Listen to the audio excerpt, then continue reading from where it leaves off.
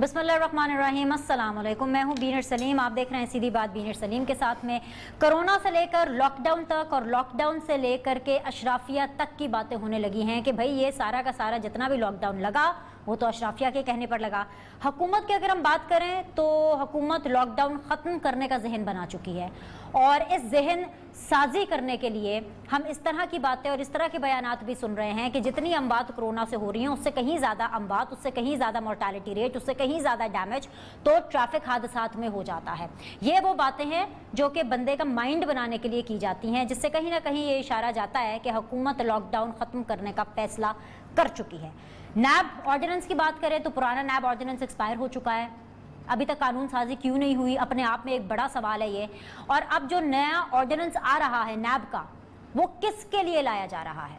18वीं तरमीम का जो गड़ा हुआ मुर्दा है उसको कौन बार बार उखाड़ रहा है? क्यों इस टाइम पर जब मुल्क और आपकी जो पूरी नेशन है एक पेंडेमिक से गुजर रही है, इस तरह के सेंसिटिव इश्यूज पर बात की जा रही है? शहबाज शरीफ साहब जो हैं वो वजारत उज़्मा का लारा देने वालों के खिलाफ अचानक से इतना बढ़ चढ़ कर क्यों बोल रहे हैं? ये वो बहुत सारी चीज़ें हैं जो इकट्ठी हो गई थी। आप जानते हैं कि पॉलिटिशियंस आते हैं हमारे शो के अंदर, हम उनसे बहुत से सवालों के जवाब लेने की कोशिश करते हैं, लेकिन अनफॉर्चुनेटली हम वो जवाबात पूरे तरीके से नहीं ले पाते। तो लिहाजा आज मैंने सोचा कि एक ऐसी नशिस्त को मुरतब किया जाए इस रमज़ान के ही महीने में जो कम से कम इन सवालों को अगर मुकम्मल तौर पर ख़त्म नहीं कर सकती तो कहीं ना कहीं इनका कोई ना कोई जवाब तो दे, कोई हौसला तो दे देखने वालों को, मुझ जैसी स्टूडेंट ऑफ पॉलिटिक्स को समझने के लिए कि भाई आखिर हमारे मुल्क में चल क्या रहा है और हम किस तरफ जा रहे हैं। प्रेस्टीजियस पैनल आपके सामने रखूंगी। इफ्तिखार अहमद साहब, उनके बगैर ये कॉन्वर्सेशन, ये डिस्कशन हो ही नहीं सकती। सीनियर जर्नलिस्ट हैं, एंकर पर्सन है। अस्सलाम वालेकुम, खुश आमदीद, आपको बहुत बहुत रमज़ान मुबारक हो। राना मुबशर साहब हैं, सीनियर एंकर है, सीनियर जर्नलिस्ट हैं, आज टेलीविजन से वापस है। अस्सलाम वालेकुम, खुश आमदीद, बहुत बहुत शुक्रिया ज्वाइन करने के लिए।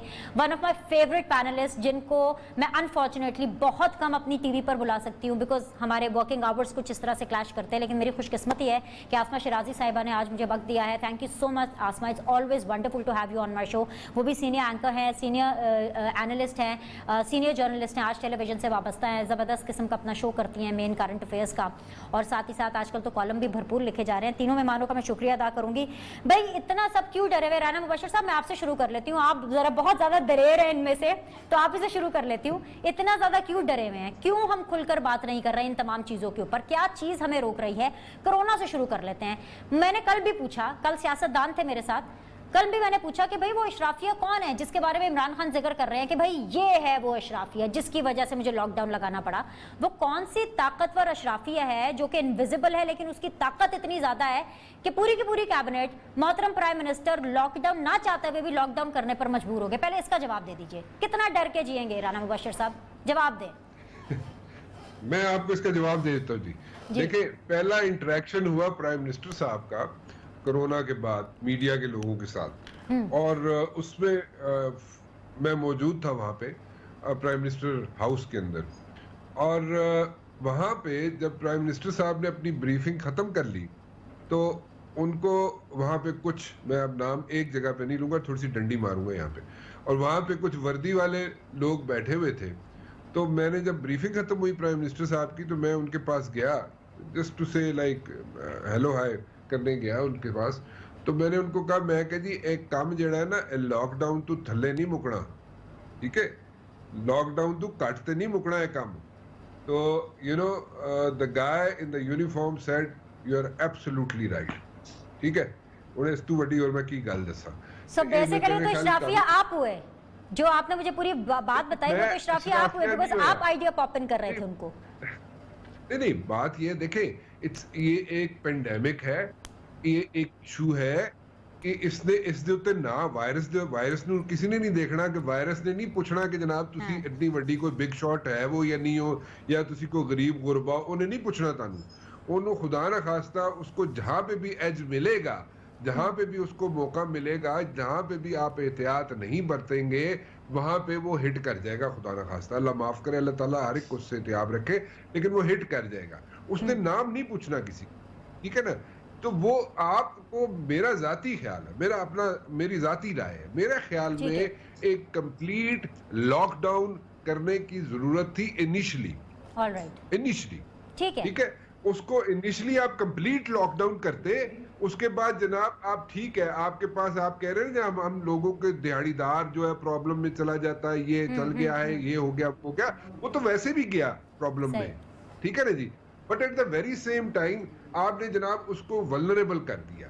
इसी तरह सदर मुमलिकत साहब ने भी एक ऐसा एक्शन किया, पीपल्स पार्टी वाले बिठाते हैं सिंध में उलमा को और वहां पे कहते हैं जनाब कि तुम बैठ जाओ थे, और इस तरह एक कंसेंसस डेवलप हो जाता है as far as Ramzan and तरावी एंड जितनी भी नमाजें उस पर कंसेंसस डेवलप कर देते हैं।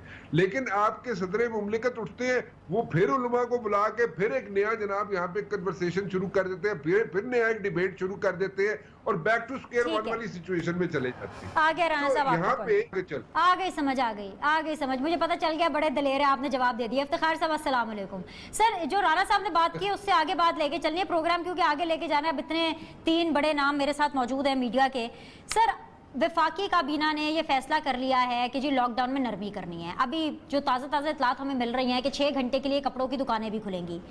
क्या अब जो वो कोरोना है जिसके बारे में हमें ये बताया जा रहा था कि भाई मई में इसकी पीक होगी, वो कोरोना जो कि गर्मी आएगा तो मर जाएगा, खत्म हो जाएगा, लेकिन कोरोना ठंडा होने का नाम नहीं ले रहा। वर्किंग आवर्स जो हैं वो स्टार्ट हो गए। नादरा के ऑफिसेज में, आई एम श्योर आप मुझसे ज़्यादा वेल कनेक्टेड है, आपको पता है कितनी लंबी लंबी लाइनें लगी हुई हैं, क्या हाल चल रहा है। कपड़े की दुकानें खुलेंगी तो क्या हाल होगा, किस तरीके से वो SOP फॉलो किए जाएंगे? आपको कुछ समझ आ रही है इफ्तिखार साहब? तो ज़रा हमें समझा दीजिए ताकि हम आपके समझने से ही उन चीज़ों को फॉलो कर लें। ये कैसे होगा लॉकडाउन में? नहीं, बिल्कुल नहीं होगा, बिल्कुल नहीं होगा। हुकूमत चाहती नहीं है और हुकूमत इसको अगले 10 दिन में ख़त्म कर देगी। ये हुकूमत के मफादात में है, ये उसके मकासद हैं।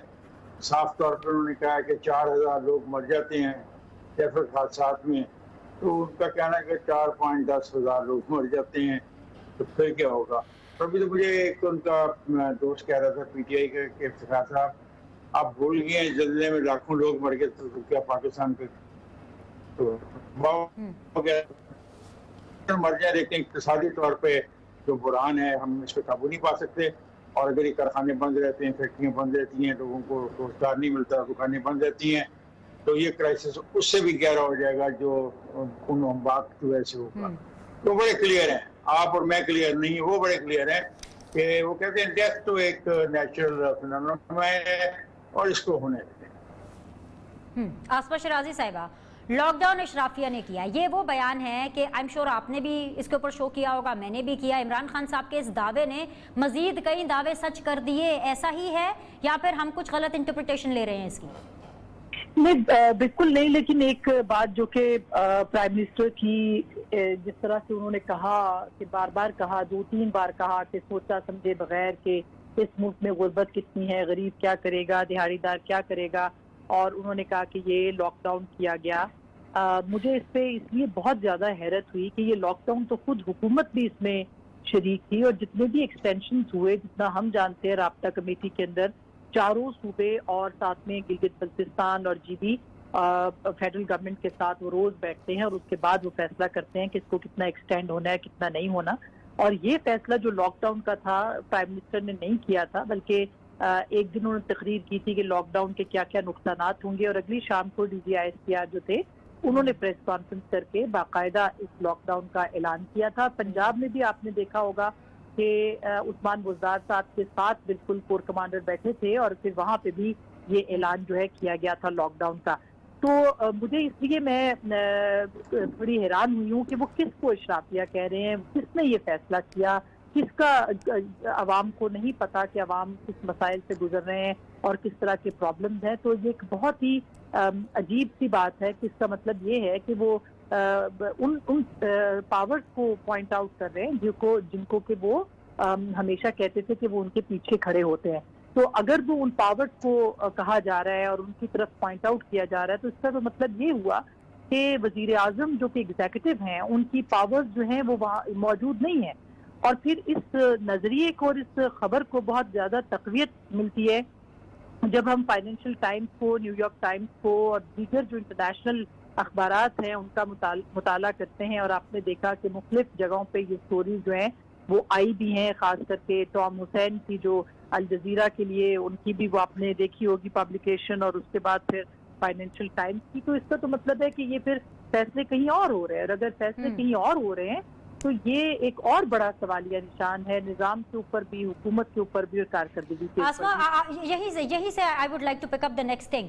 फैसले कहीं और हो रहे हैं, अजीब सी बात लग रही है हम तीनों पैनलिस्ट को, ये अजीब सी बात लग जरूर रही है। वो अलग बात है कि आपको पता है राना मुबश्शिर साहब ने दिलेरी का मुजाहिरा करते हुए अपना जो है वो एनालिसिस दिया है, लेकिन फैसले अगर कहीं और हो रहे हैं और साथ ही साथ अजीब सूरत हाल है, तो ये भी तो अजीब बात है ना कि मुल्क इतने बड़े पेंडेमिक से गुजर रहा है, लेकिन इस टाइम पर आपको नैब ऑर्डिनेंस को रिन्यू करना है, क्योंकि पुराना नैब ऑर्डिनेंस जो है वो किसी काम का नहीं है, it is null and void, कानून साजी आप कर नहीं सके, ये पार्लियामेंट का बड़ा फेलियर है। 18वीं तरमीम के साथ छेड़छाड़ होने की बातें हो रही हैं, तो ये बातें कहां से आ रही हैं और क्या यही टाइम है इन सारी चीजों को करने का?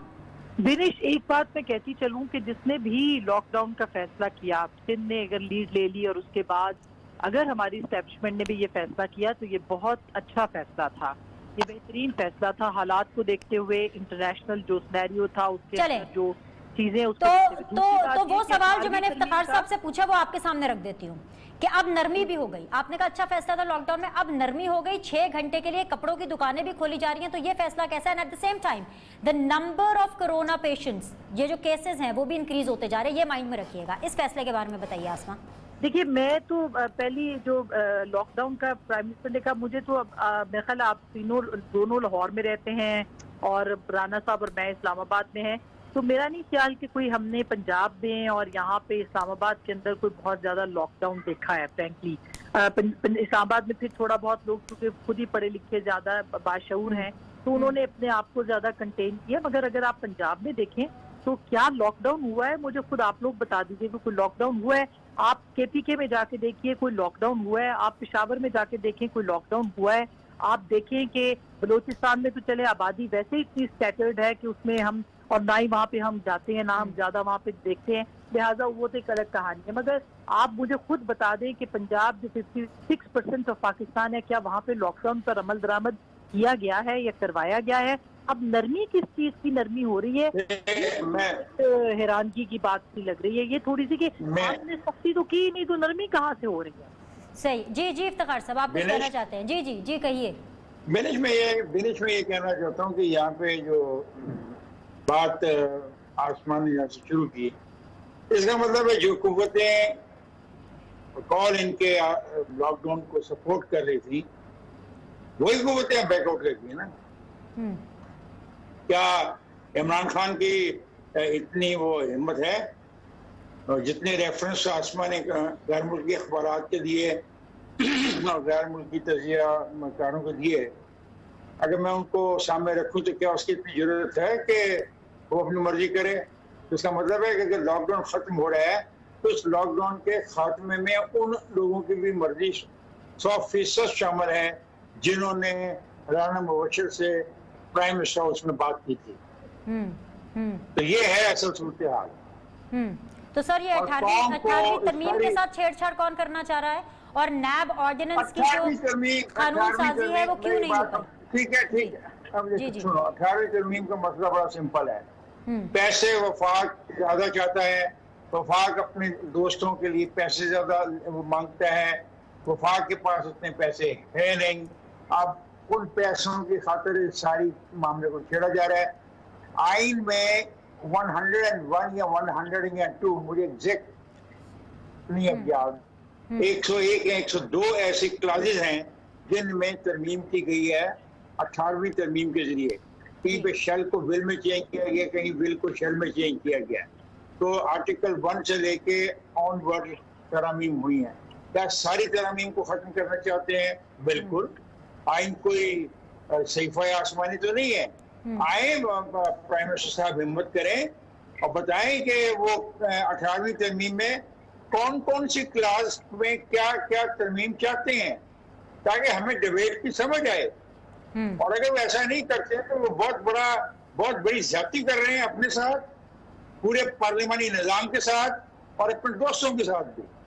पूरे खुल के बात करनी चाहिए, बिल्कुल खुल के बात करनी चाहिए। राना मुबश्शिर साहब आप भी यही महसूस करते हैं या you have a different point of view? हिम्मत की बात कर रहे हैं इफ्तिखार अहमद साहब, प्राइम मिनिस्टर की, प्राइम मिनिस्टर साहब की जुर्रत की बात कर रहे हैं। What do you think? मैं 2-3 चीजें अंदर की बात कर लूं। ऐसे जो अगर ये समझा जा रहा है ना, ये मतलब कि ये एनालिसिस नहीं है, ये इंफॉर्मेशन है जो मैं आपके साथ शेयर कर रहा हूँ। जी ये अगर ये समझा जाए ना कि इमरान खान साहब जो है वो हर चीज जो है वो मान जाते हैं कुछ लोगों की, तो वो गलत होगा। ओके वो कई चीजें ऐसी हैं जहां पे इमरान खान साहब ना बिल्कुल अपने सिंह फंसा के बह जाते हैं, ठीक है। अब वो लोग जो समझा जाता है, लोग हम आम आवाम में समझा जाता है कि जी वो लोग हर चीज मनवा लेते हैं इमरान खान से। नहीं, ऐसा नहीं है, ठीक है। अब वो ऑप्शंस जो है बहुत कम है, लिमिटेड है, बल्कि है ही नहीं है। So they have to work together. The best part is, ठीक है, मैं एक चीज पे हमेशा एक फ्रेज है, इफ्तिखार साहब मुझे बेल आउट करेंगे, आसमा बेल आउट करेंगे, आप भी मुझे बेल आउट कर देंगे। The phrase is when you are working you are bound to make mistakes. आप काम ही नहीं करेंगे तो गलतियां कहां से होंगी, ठीक है। तो वो जब आप काम कर रहे होते हैं तो you are bound to make mistakes. ये कहीं भी नहीं हो सकता कि आप काम करें और गलती ना हो, ठीक है। आप 10 काम करेंगे, बीच में से 9 ठीक होंगे, 10वीं हो सकता गलत हो जाए। And what about blunders? I am talking blunder तो फिर डिपेंड करता है ना, बंदे से डिपेंड करता है कि बंदा केड़ा है। तो एनीवेज वो एक नई फिर डिबेट शुरू हो जाएगी। Alright. इफ्तिखार साहब हंस रहे थे। सो द पॉइंट इज कि ये चीजें चलती रहती हैं। अच्छा, 101 क्लॉजेज हैं as far as 18th amendment की बात है। इफ्तिखार साहब पूछ रहे थे 101 क्लॉजेज हैं, ठीक है जी। और जो इशू है ना इफ्तिखार साहब, वो ये है कि 57% जो है ना वो वफाक जो है ना, वफाक को देना पड़ता है सूबों को। अब वफाक, आपने बिल्कुल सही कहा कि वफाक के पास पैसे है नहीं है, वो कहां से कर्जे जो लिए उनकी किस्तें वापस करे, ये करे वो करे। एक्चुअल इशू ये है जो, बाकी आपकी बात सही है, मैं भी यही चाहता हूं कि जी वजीर आजम साहब खुल के कहे कि जनाब मेरा इशू ये है, खुल के बात करे। आए जनाब कहें जी 57% जो है हमें सूबों को देना पड़ता है 18th अमेंडमेंट के वजह से, जो कि फेडरल गवर्नमेंट जो है उसके लिए एक इशू बन जाता है, उसके एक्सचेकर पे बहुत बोझ पड़ता है, बल्कि पैसा ही नहीं होता, तो वो हमारे लिए इशू बन जाता है। Let's talk about that, what's wrong with it. अगर आप खुल के सामने आके कहेंगे कि जनाब ये हम बात करना चाहते हैं, सूबे ने, पाकिस्तान के सूबे ने और पाकिस्तान की फेडरल गवर्नमेंट है, अगर बात करने को आ जाए तो क्या इमरान खान साहब को? इफ्तिखार साहब अगर हिम्मत और जुर्रत पर सवाल उठा रहे हैं तो आप ही मुझे बता रहे हैं कि इमरान खान साहब सबकी सब बातें नहीं मानते, तो इस बात के ऊपर क्या मसला है? Where is the full stop? Seriously talk, Inish, this is my take on this one. My suggestion is कि जनाब इमरान खान साहब को चाहिए खुल के बात करे। एडिकेडी गल है यार, एक जैसे हम लोग सब इस चीज पर मुत्तफिक है, आसमा मुत्तफिक है, इफ्तिखार साहब मुत्तफिक है, आप भी मुत्तफिक है। कॉन्स्टिट्यूशन है यार, उसमें चेंजेस अगर 101 क्लॉजेस में चेंजेस हो सकती है 18th अमेंडमेंट में, तो 2-4 क्लॉजेस में और चेंजेस नहीं हो सकती। कोई क्लॉज किसी ने चेंज करा के अपने घर पैसे ले जाए, हो सकती है बिल्कुल। ब्रेक पर जाना है, लेकिन एक सेकंड इफ्तिखार साहब, मुबश्शिर साहब, ये भी नहीं होना चाहिए कि जब आपके पास सिर्फ सूबे में हुकूमत थी ना केपीके की, तब आपको 18वीं तरमीम बड़ी अच्छी लग रही थी कि जी बड़े इख्तियारात थे, लेकिन जैसे आप वजीर आजम बनते हैं आपको उसी तरमीम के अंदर, उसी क्लॉज के अंदर आपको जो है वो प्रॉब्लम नजर आना शुरू हो जाती है। जी इफ्तिखार साहब मुकम्मल करें, मैं फिर ब्रेक लेती हूँ, फिर मुझे आसमा के पास जाना है। फिर पता चल रहा है कि वजह ये है, ठीक है जी इफ्तिखार साहब। जब उसकी वजह यह है कि जब आप इस ओहदे पे पहुंचते हैं ना, तो आपको कुछ और हकाइक आपके सामने आते हैं। दूसरी बात ये है, मैं कहना चाहूंगा यहाँ पे कि देखें जी, डिबेट तो होनी चाहिए कॉन्स्टिट्यूशन पे। इस 18वीं तरमीम के बाद 19वीं तरमीम भी तो आई ना।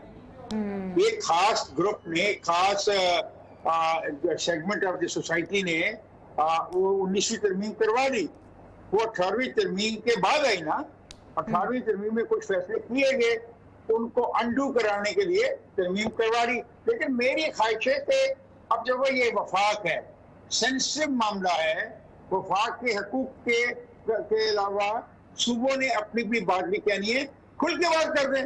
माना जिस तरह राना साहब ने कहा इतने पैसे चाहिए, कितने पैसे जो चाहिए, करना है डट कर करें, खुल कर करें। अवाम इमरान खान साहब के साथ होगी। मुझे एक ब्रेक लेना है, आसमा शराजी साहिबा के पास जाएंगे इस ब्रेक के बाद, एंड ऑफ कोर्स ये तीनों प्रेस्टिजियस पैनलिस्ट मेरे साथ बने होंगे। प्लीज कहीं मत जाएगा, will be back in a bit, stay with अस।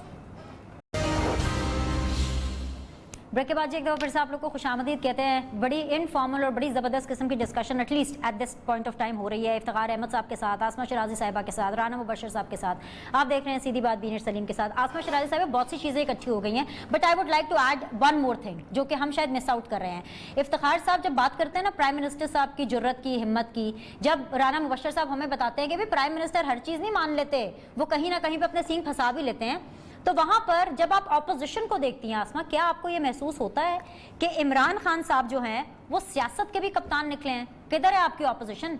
मुझे तो एक दो दिन से शहबाज शरीफ साहब नजर आ रहे हैं और वो बड़े गुस्से के मोड में नजर आ रहे हैं। और किस मोड में हैं कि जिन्होंने उनको वजारत उज़्मा का लारा लगाया, and we all know that because Suhail Warraich साहब का कॉलम भी सामने है, उनके इंटरव्यूज भी सामने हैं, उनको वो खूब लताड़ रहे हैं, किसी बात पे खफा हैं।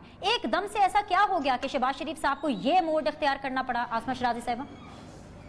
बिनेश, बिल्कुल मैं एक तो इससे अपना इनपुट देना चाहूंगी जो इफ्तिखार साहब ने और राना साहब ने बात की। I totally agree with Rana sahab, माजरत के साथ इफ्तिखार साहब के साथ हल्का सा इख्तलाफ जुरत कर रही हूँ उस्ताद मोहतरम से, लेकिन जहाँ खान साहब को अड़ना होता है वो अड़ जाते हैं।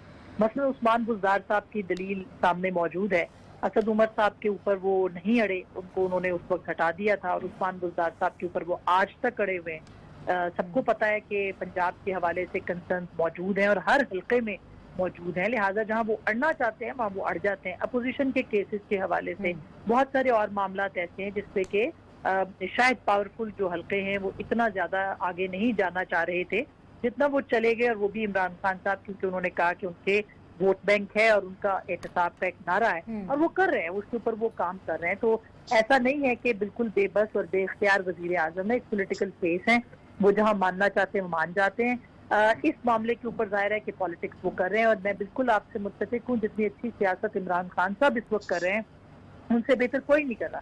मसलन लॉकडाउन उन्होंने किया, बेदिली के साथ किया, गरीबों की बात भी कर दी, अगर कामयाब हुआ तो क्रेडिट उनका नाकाम हुआ, और क्रेडिट उनको लेना आता है कि किस तरह से क्रेडिट जो है वो लिया जाता है मीडिया के जरिए से। उनकी पूरी थ्योरी है, पूरा उनके पास जो है वो तरीक़ाकार मौजूद है कि जिसको कि इस्तेमाल किया जाता है। तो लिहाजा ये तो इस वक्त वो बेहतरीन खिलाड़ी के तौर पर अपनी सारी जो बॉलिंग है वो करा रहे हैं, वो चौके छक्के भी लगा रहे हैं, वो ऑलराउंडर के तौर पे खेल रहे हैं। तो ये तो बिल्कुल उसके बारे में जो है वो दुरुस्त बात है। 18वीं तरमीम से भी जहाँ तक एक ही दफा मुझे बुलाया था वजीर आजम हाउस में, जब वो शुरू में आए थे, तो उससे मैंने उनसे ये पूछा था 18वीं तरमीम के हवाले से, तो उन्होंने ये कहा कि इस मामले के ऊपर जो है उनकी पार्टी क्लियर है। कल रात को फवाद चौधरी साहब मेरे प्रोग्राम पे थे और उन्होंने ये कहा कि 18वीं तरमीम के हवाले से और नैब ऑर्डिनेंस के ऊपर भी उन्होंने कहा कि हम बिल्कुल कोई बारगेन नहीं कर रहे, जो एक बारगेनिंग की बात हो रही है। और खुद इमरान खान साहब जब खैर वो बेशक वो यू टर्न दे लेते हैं, लेकिन 18वीं तरमीम जब हो रही थी और उसके बाद केपी में उनकी हुकूमत थी, उन्होंने बेहद बेतहाशा इससे स्टेटमेंट इसकी फेवर में दिए थे। तो मुझे लगता है कि पीएमएलएन के जो और असद उमर साहब ने इसकी बात का आगाज किया था, उनसे भी मैंने जब ये सवाल पूछा तो असद उमर साहब ने कहा कि सिर्फ 2 हल्के ऐसे हैं जिससे हमें बात करना पड़ेगी, और वो है सेहत और तालीम। इसके अलावा एनएफसी की उन्होंने बात नहीं की है, और ना ही उन्होंने जो प्रोविंशियल ऑटोनॉमी जो इसका बड़ा एक बहुत बड़ा हिस्सा है उसके ऊपर उन्होंने कोई बात की थी। ये 2 हिस्से थे जिसके ऊपर उन्होंने कहा बात करनी है। मुझे नहीं लगता कि सूबाई खुद मुख्तारी के हवाले से पाकिस्तान तहरीक इंसाफ का जो मौक़िफ़ होगा, मतलब मैं आइडियली कह रही हूँ, वो पीपल्स पार्टी और पीएमएलएन से मुख्तलिफ होगा। जहाँ तक रह गई कुछ हल्कों की बिल्कुल ख्वाहिश है कि 18वीं तरमीम को श्रिंक किया जाए, इसको छोटा किया जाए, इसको मुख्तसर किया जाए, और वो जो जाहिर है वफाक को जो मसाइल हैं उसको वो हल करना चाहते हैं। और ये पहले दिन से एक बहुत बड़ा मैटर ऑफ कंसर्न है जो कि इस्टेब्लिशमेंट के लिए है, और इसमें कोई दो राय नहीं है। अब इसको आगे जाके ये नहीं हो सकता कि अगर पॉलिटिकल पार्टीज मुत्तफिक हैं और सियासी जमातें इत्तफाक राय से इस अमेंडमेंट को करती हैं, तो फिर इसमें क्या बुरा है? ये कोई नाउजुबिल्लाह कुरान पाक की तहरीर तो नहीं है कि जो तब्दील नहीं हो सकती है, लेकिन नहीं, बिल्कुल अगर सब एग्री हैं तो उसमें तो कोई बुराई नहीं है, और अगर सब एग्री हैं तो फिर एक दूसरे के ऊपर उंगली भी नहीं उठाई जा सकती, एक दूसरे के ऊपर क्वेश्चन भी नहीं किया जा सकता। राना मुबशर साहब, शहबाज शरीफ साहब को क्या हो गया? तंग आमद बजंग आमद वाला सीन हमने देखा है।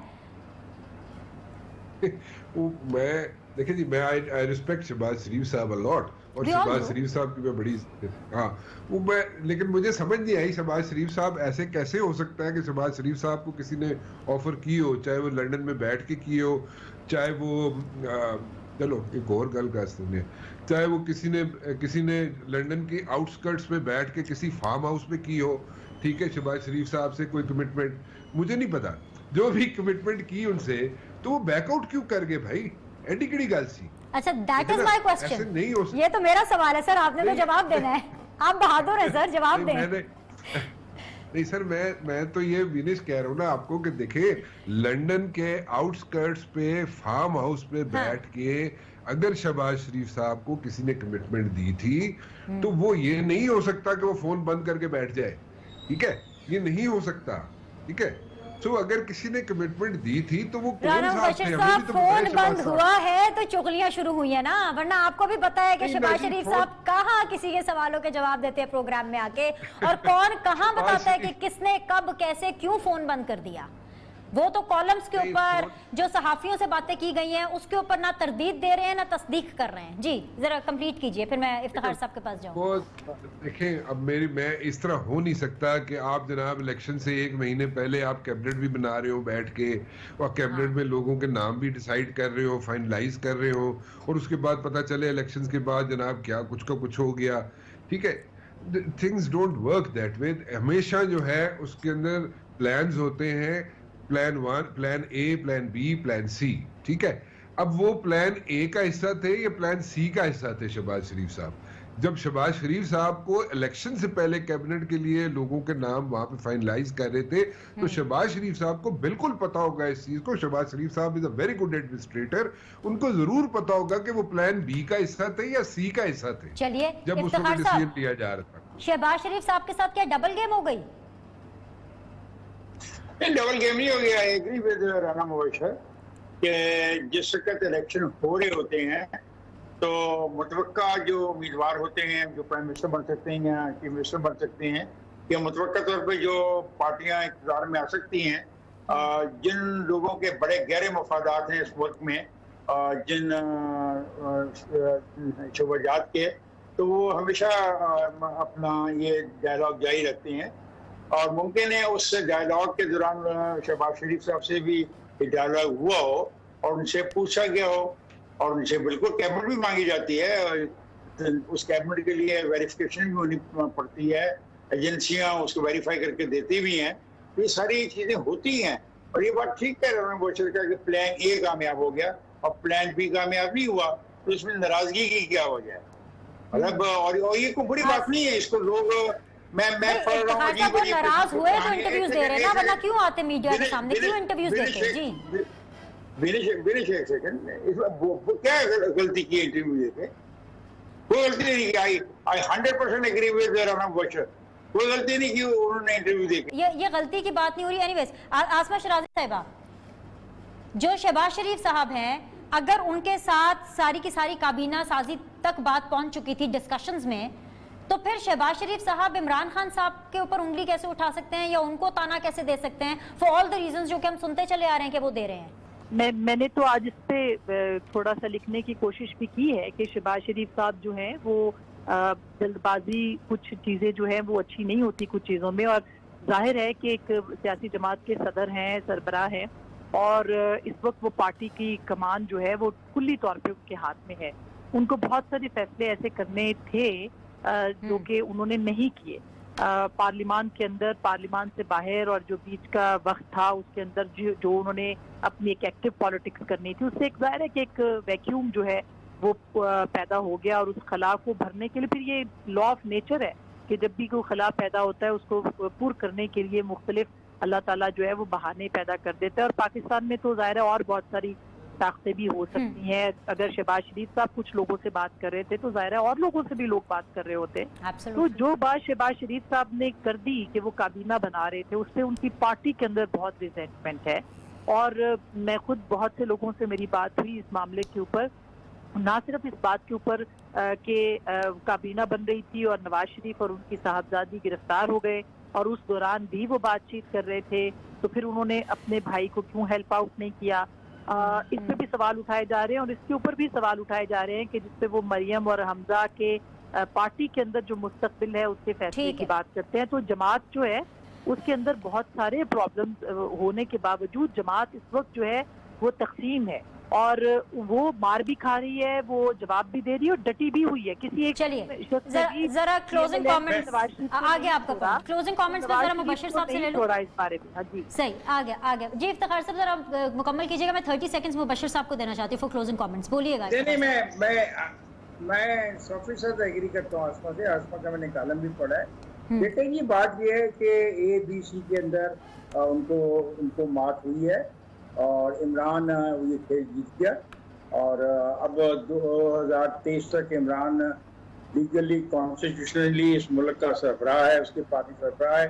इस दौरान उनको अपोजिशन करनी चाहिए। गालिबन वो अपोजिशन के लिए भी तैयार नहीं है, उसमें उम्र का तकाजा है, उसमें और बहुत सारी वजूहात हैं। और मैं समझता हूँ जितना आसान PTI को क्रिटिसाइज करना है और उनकी पॉलिसीज को एक्सपोज करना है, कोई और पार्टी नहीं जिसको इतना आसानी से एक्सपोज किया जा सके, क्योंकि इनकी पॉलिसी सुबह कुछ होती है, शाम को कुछ होती है। और इन 20 महीनों में ये बात हमें समझ आ रही है कि इनके पास कोई लंबे अरसे की पॉलिसी नहीं है। ये डे टू डे प्लानिंग कर रहे हैं। मसलन आज एक मीटिंग हुई है लाहौर में और उसमें फिर वो साथी शामिल थे जिनका तस्कर हो रहा है और वो बड़ी भारी अक्सरियत में शामिल थे इस फैसले के लिए कि पंजाब के अंदर लॉकडाउन का क्या करना है। तो असल में अपोजिशन कर नहीं पाए और इस वजह से आप देखें शायद खाकान अब्बासी को उससे कोई सवाल करें, क्या तुंद और तेज और कितनी क्लैरिटी से वो जवाब देता है, उसमें कोई इफ एंड बट्स नहीं है। He is clear more than Shehbaz Sharif. Absolutely जी सर, प्रोग्राम क्लोज करना है जी जी जी। नहीं बिनिश, एक सेकंड बिनिश, ये बड़ी इंपॉर्टेंट बात है जो आसमा कह रही है जी। अगर पार्टी में धड़ेबंदी हुई तो उसकी वजह भी ये रवैया होगा, क्योंकि ये नहीं हो सकता कि आप मुखालफत भी न करें और आप चुप करके घर में बैठ जाएं और आप पॉलिटिकल पार्टी को भी चलाएं। ऐसा हो नहीं सकता। जब जुल्फ़िकार अली भुट्टो को अयूब खान के दौर में गिरफ्तार किया गया था तो बेगम नुसरत भुट्टो, जिनको उर्दू बोलनी नहीं आती थी, वो लीड कर रही थी पार्टी को। अगर उसको वो पार्टी को लीड न करती और मुकदमे में पेश न होती तो शायद पार्टी आगे चल ना पाती। लेकिन फैसला किया उन्होंने। ठीक है इफ्तिखार साहब, राइट डिसीजन। तो decision has to be taken by the party leadership. Decision has to be taken. 30 seconds Rana Mubashir साहब आपके लिए 30 seconds. I have to wrap up. 30 seconds please जी राना साहब। If you are asking about the government, survival of the government, if this is the question, I personally think कि 5 साल जो है 5 साल पूरे करे ना करे हुकूमत, अर्ली इलेक्शंस हो सकता है। There is a possibility that the government will announce early election. मैं ये नहीं कह रहा कि कल कर देंगे, परसों कर देंगे, हो सकता है 4 साल के बाद या 4 साल जब पूरे हो जाए उनके तो वो बिल्कुल अपने इलेक्शन हो सकता है अनाउंस कर दें, like 6 months before the time वो हो सकता है अपने इलेक्शन अनाउंस कर दें। But even then there is a situation, the situation is कि इंटरनल कॉन्फ्लिक्ट्स है, आज से नहीं है, बड़े पुराने हैं मुस्लिम लीग नून के अंदर और बच्चों में है। और ये बच्चों से मुराद मेरी शहबाज शरीफ साहब के और नवाज शरीफ साहब के बच्चों में है।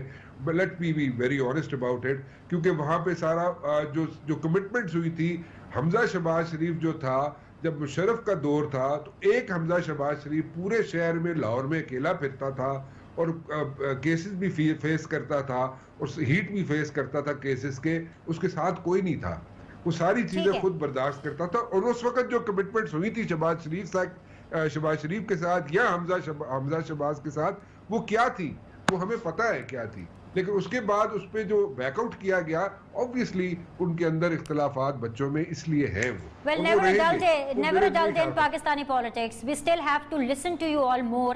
लेकिन आज के लिए बस इतना ही। बहुत बहुत शुक्रिया मेरे तीनों मेहमानों का वक्त देने के लिए। लेकिन इससे पहले कि मैं प्रोग्राम के क्लोजर की तरफ जाऊँ, मैं बैतुल इस्लाम वेलफेयर ट्रस्ट से सैयद फराज हसन साहब से मुखातिब होना चाहूँगी। सैयद फराज हसन साहब, अस्सलाम वालेकुम, खुश आमदीद। अगर आपको मेरी आवाज़ आ रही है, बैतुल सलाम वेलफेयर ट्रस्ट इस मुश्किल वक्त में बहुत ज़बरदस्त काम कर रहा है। जिस तरीके से राशनिंग प्रोवाइड की जाती है, जिस तरीके से कुक्ड खाना प्रोवाइड किया जाता है, आज की एक्टिविटी के बारे में क्विकली सैयद फराज हसन साहब ज़रा बता दीजिएगा।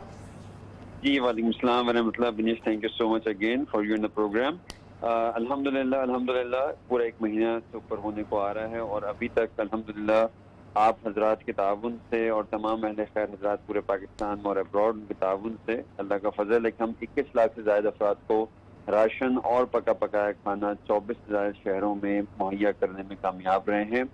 और हमारा खास तौर पर जो तंदूर का प्रोग्राम है उससे तकरीबन रोज़ाना 1.25 लाख से करीब रोटियां जो हैं वो मुस्तकीन तक घर घर पे जाके तकसीम की जा रही है, सालन के साथ, सब्जी के साथ, अचार के साथ, खजूर के साथ। और तमाम आपके नाज़रीन जो इसमें हमारा साथ दे रहे हैं, अल्लाह ताला उन सबको जज़ाए खैर अता फरमाए कि उनकी अमानत हम जिन जिन घरों में पहुंचा रहे हैं उनके लिए जो दुआएं निकल रही हैं, दुआएं पहुंच रही हैं, अल्लाह ताला कबूल बिल्कुल, फरमाए। अल्लाह उसका अजर भी दे आपको और हिम्मत और ताकत भी दे कि आप इस मिशन को मजीद आगे लेकर चले। बैत इस्लाम वेलफेयर ट्रस्ट जो इस मुश्किल वक्त में अपने गरीब बहन भाइयों के साथ खड़ा है। तमाम पैनल्स का बहुत बहुत शुक्रिया। सब कुछ ठीक रहा इंशाल्लाह ताला। कल आपसे मुलाकात करेंगे, सेम टाइम सेम चैनल। आपके फीडबैक का इंतजार रहेगा। Look after yourself. अल्लाह हाफिज़।